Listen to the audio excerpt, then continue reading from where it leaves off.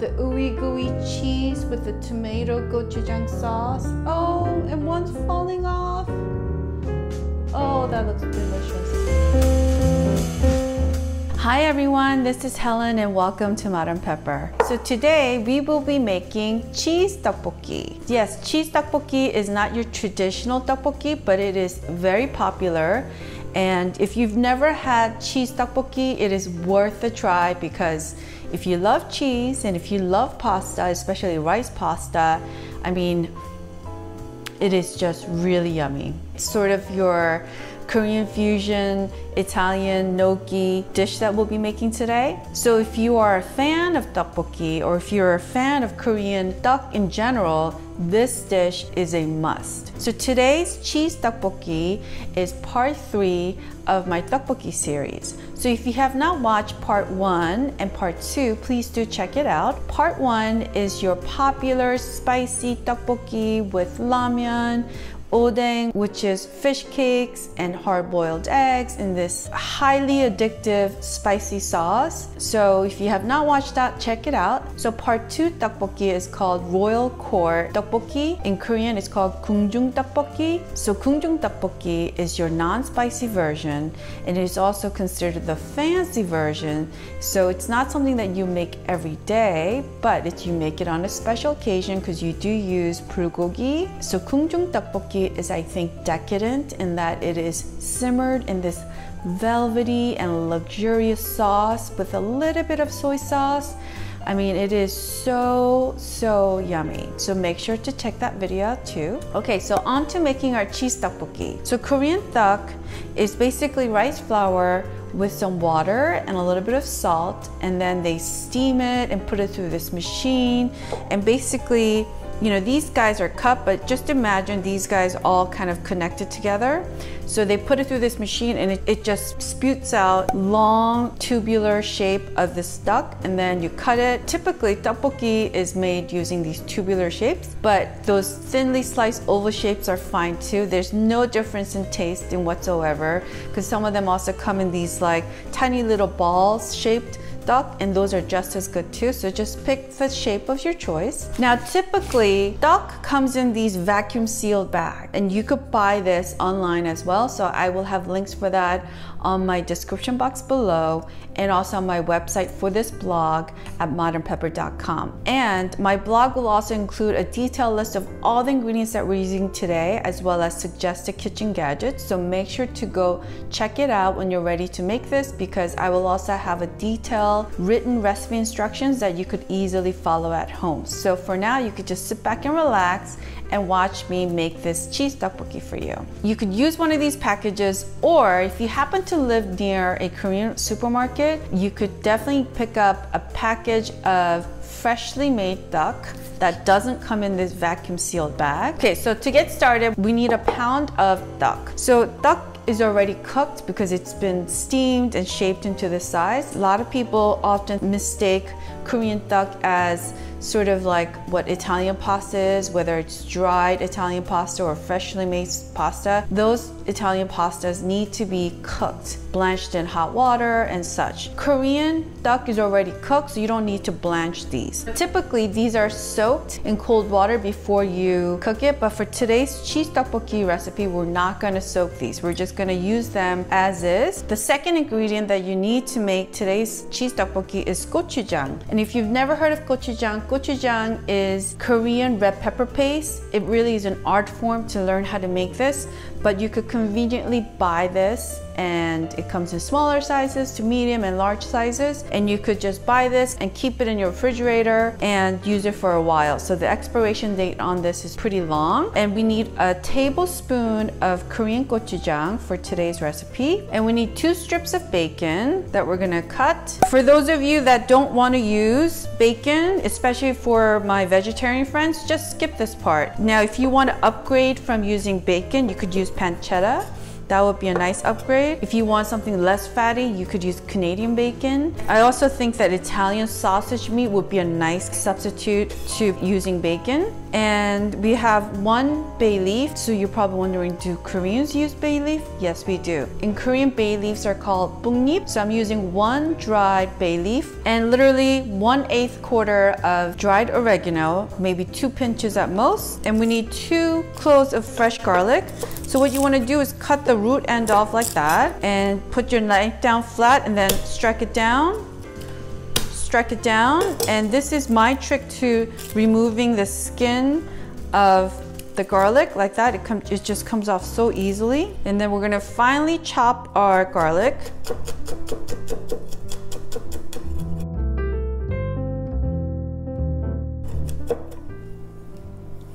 All done. And we're gonna put this on our plate right here. And then we need a small shallot. And we're gonna cut this and finally mince it.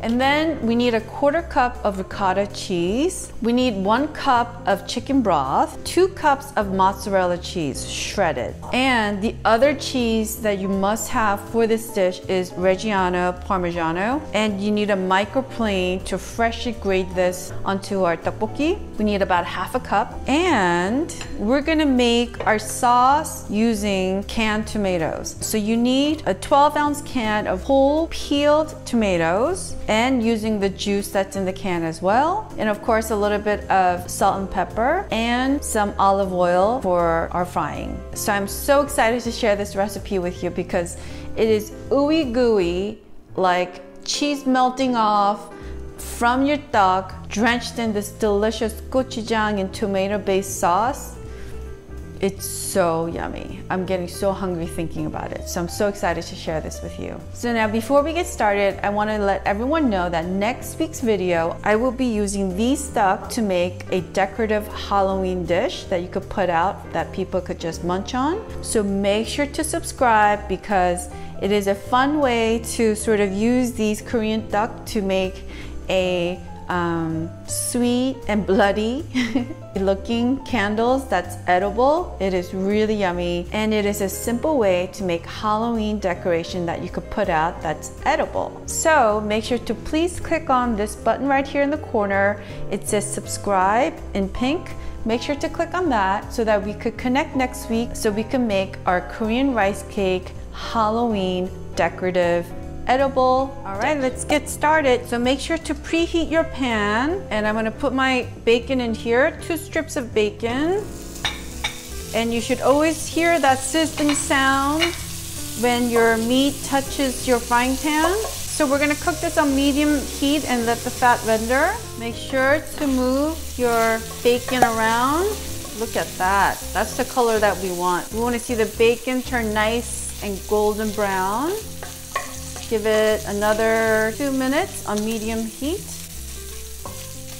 and it should be ready to go.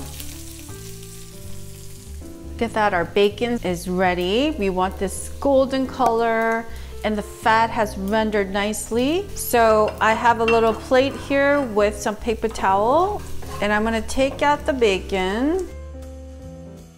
We're gonna let this rest. I'm gonna turn off the heat. Now I wish I could use all this bacon fat, but that's a little too much. So I'm gonna pour all the bacon fat in here in a bowl. It's really hard not to love bacon fat. For now, put it to the side. And you'll notice that our pan has all these like black marks, so we need to clean this out.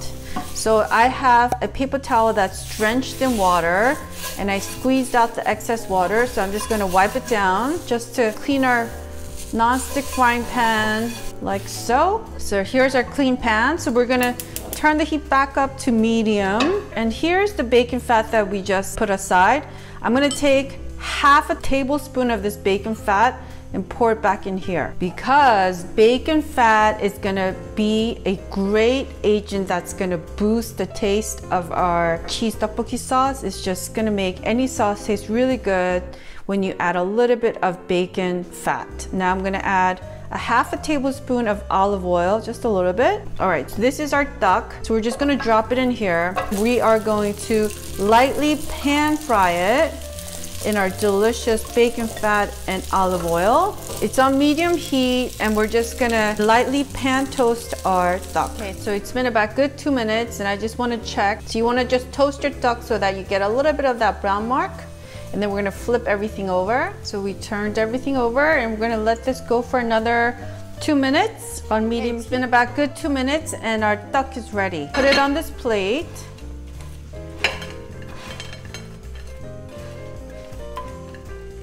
Oh, yum. So you know that Koreans, this is how we also snack on leftover duck. And I'm drooling in my mouth because I'm gonna taste this one for you. It's nicely toasted, so it's kind of crunchy on the outside. This is really hot, so I'm gonna just taste one just to show you how delicious this is. This is what my grandma used to make for me as like an afternoon snack.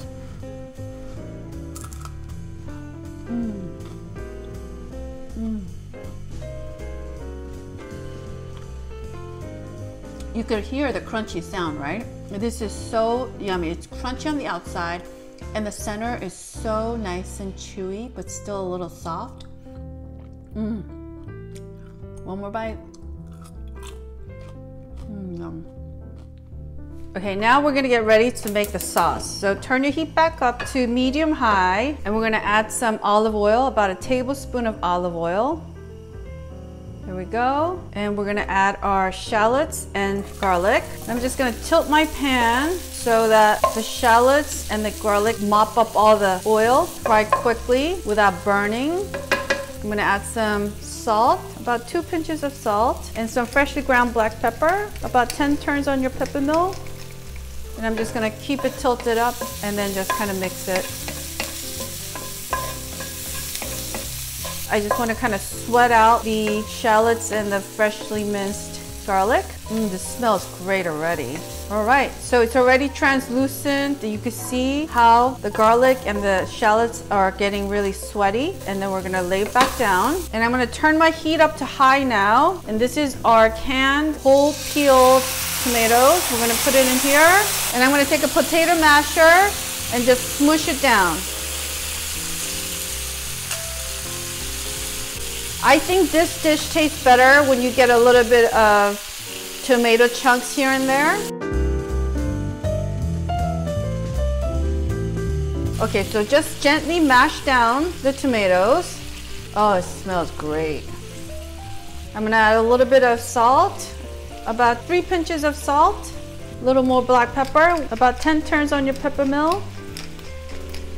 And then our gochujang. So I'm adding a tablespoon of gochujang. If you like it really spicy, certainly add more. I think for me, I'm kind of more of a medium heat kind of girl. 1 tablespoon is more than enough for the medium level spicy that I prefer. But if you like it spicier, of course, add more. Just mix it well. Oh, this smells so good. And then we're gonna add our bay leaf and dried oregano. Mix that. And we're gonna let this simmer on high heat for 2 minutes. All right, it's been good 2 minutes and our sauce is getting nice and thick. Oh, yum. And then we're gonna add our bacon. And I have a cup of chicken broth, and make sure you heat it. So you wanna only add hot broth in here and not cold broth. When you cook, you want to continue building on your temperature instead of putting cold broth in here and bringing down the temperature of our sauce. So my heat is still at high. Oh wow, this smells really yummy. And then we're gonna add a 1/4 cup of the ricotta cheese. And the ricotta cheese is to round out the acidity of our sauce without making it too creamy or too cheesy. Oh wow, this looks really good. Okay, so you have to taste what you make, right? I mean, this smells wonderful. So I'm gonna have a quick taste and make sure it's delicious. Okay, just a little bit. I hope you could see the thickness of the sauce. It smells, oh, I can smell a little bit of the bacon and the fresh tomatoes. Oh, yum.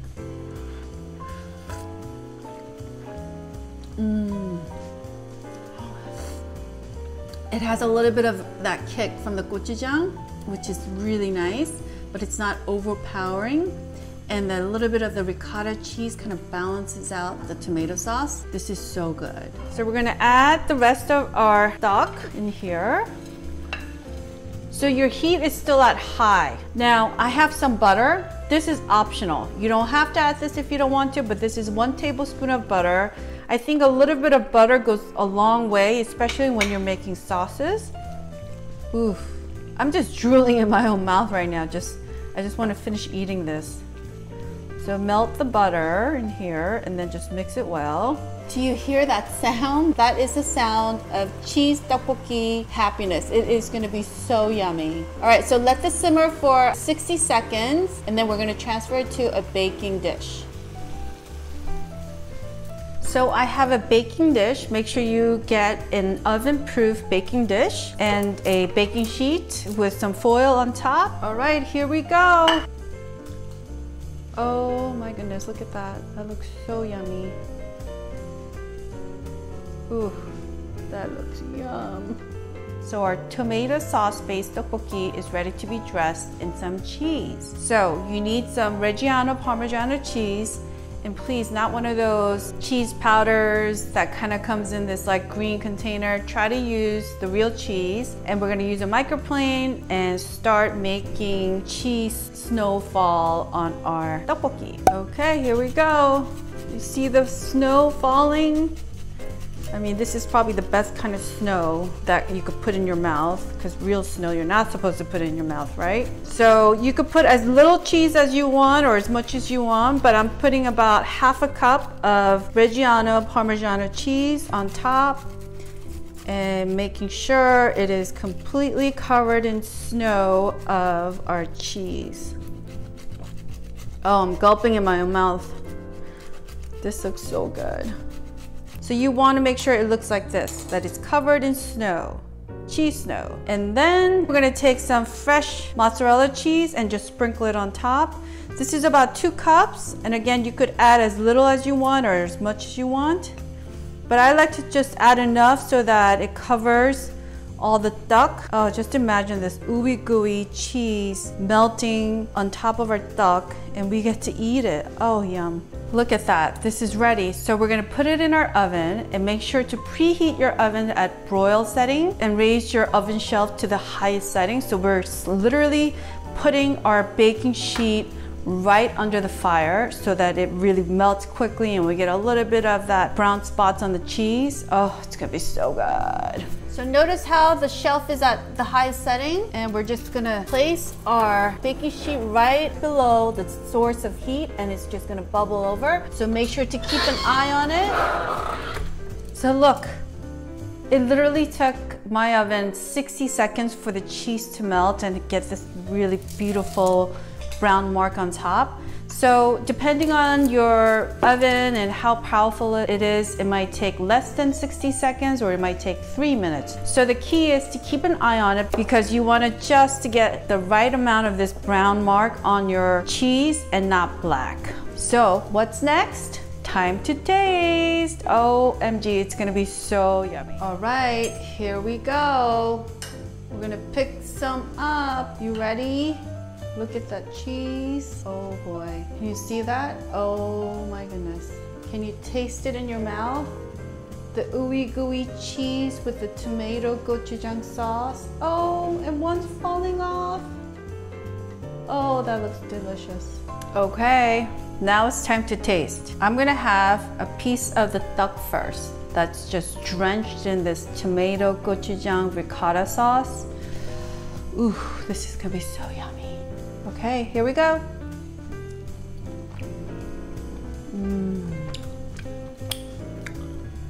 It's so chewy. It's very 쫄깃쫄깃해 because we pan fried it. So the exterior has this like little seal of like pan fried crunchy skin on the exterior of their duck. And then the inside is soft, but it's chewy. So with tteokbokki, you never ever want to cook the duck so that it's mushy. You want it chewy. That's the ideal way to cook tteokbokki duck. Wow, this is so good.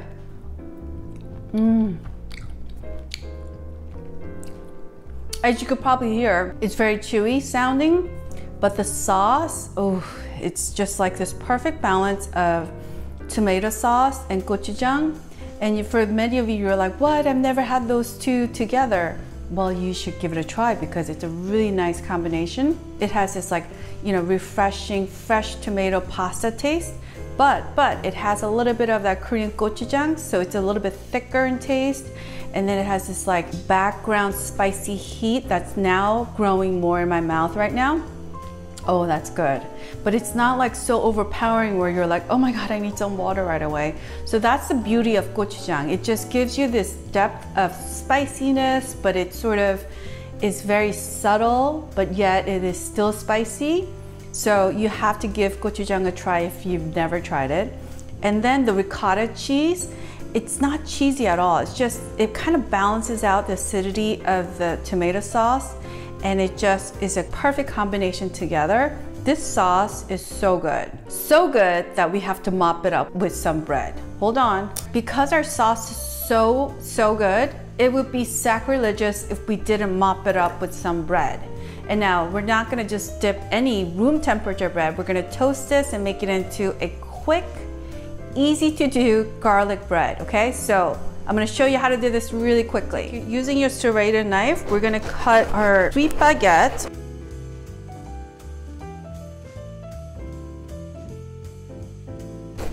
So here's the last one. And you need a fresh garlic clove, and we're gonna cut it at an angle like that. Just wanna show you, we're just gonna use one piece. And I'm gonna take my bread, and then using the part we just cut open, go around the rim of our bread like that. Oh, just adds a little bit of that hint of fresh garlic.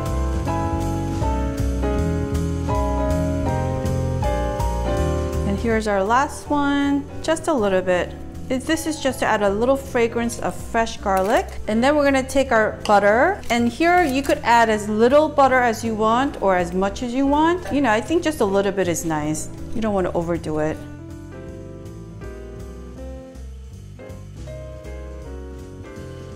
And here's our last one. So these are 6 slices of bread, and I used less than half a tablespoon of butter, but you could certainly use more or less. Just enough to just cover the flesh of the bread, okay? And then to our final touch, we're gonna take a little bit of Reggiano Parmigiano using a microplane, and we're just gonna let it snow on top.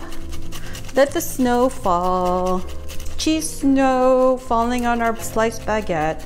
And then the last ingredient is some fresh black pepper. And then we're gonna pop these guys in the toaster oven or oven and let it kind of get a nice crust on top, and it'll be ready to go. So here's our butter, garlic, and Reggiano Parmigiano toast. Super easy to make, and it's ready to be mopped up in our sauce. So here we go, we just dip it in here, put some cheese on it. Can you see? Does that look good or what? Oh, yum. Here's our toast. All right, somebody has to taste this and make sure it's good, so I will. Okay, here we go. And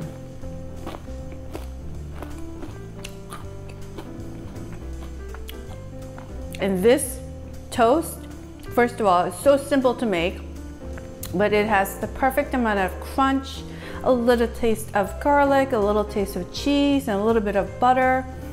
So the toast is yummy, and on top of that, the sauce, I mean, it's just like taking over my mouth right now. The gochujang sauce is subtle aftertaste, but then the tomato sauce has this like really nice, tangy, fresh pasta sauce taste.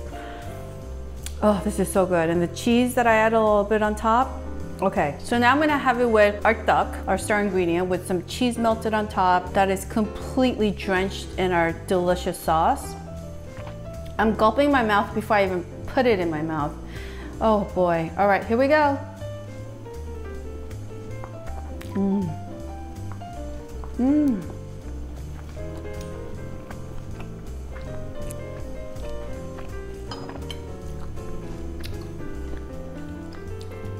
Oh, that is really yummy.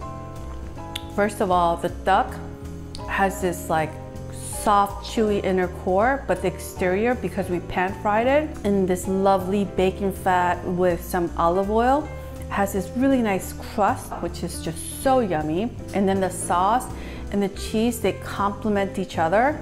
This is like Korean gnocchi tomato pasta with a little bit of gochujang hidden in the sauce. It is really, really yummy. Now, I'm gonna have it on the toast with everything, okay? So I'm gonna add a piece of our tteok with the sauce. Ooh, look at that, I just got a nice piece. And put a little bit of, and then a little bit of cheese on top. Can you see this? Oh, cheese just fell. Okay, here we go.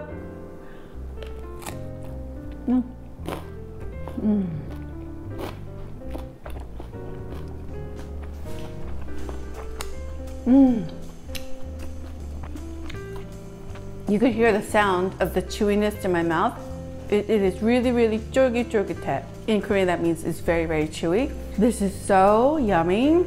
I mean, I wish I had better words to describe how great this is. And the cheese tteokbokki is completely different from your traditional spicy tteokbokki and the gochujang tteokbokki that we made previously. This is on another level of sort of very non-traditional tasting, but the tteok still is the star ingredient that just pulls this dish together. So if you've never tried Korean tteok, first of all, you must give it a try alone. Because tteokbokki is so popular, it is such a common sort of quick fast food snack dishes that you will find everywhere in Korea. And you know, it's usually found at these snack shops. They're called 분식점, and it's very quick and easy to make. And this dish, if you've never tried it, you have to try it because it totally hits the spot if you're craving pasta. And look, it's paleo diet friendly. So you're eating rice pasta. And I tried this dish on my children. They love it. My children are obsessed with pasta, and this they loved. So make this for yourself, for your family, and for your children, and for your friends. And for now, I have to say goodbye because I didn't have lunch. My body's totally telling me to stop talking so I could finish having this. I really hope you enjoyed watching this video, and if you did, I would greatly appreciate a thumbs up. So please do click on that thumbs up icon below.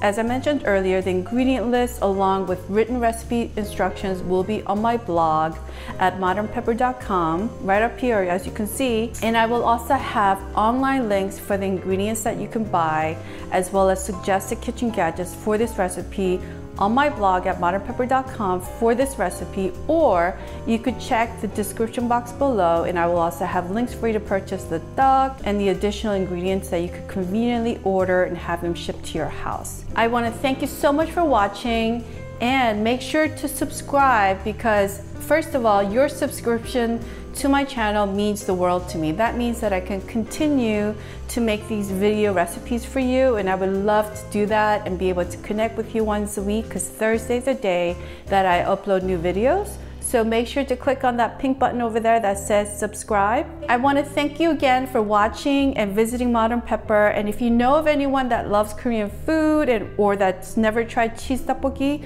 please do share this video with your friends and family. So until next time, happy cheese tteokbokki time. Bye now.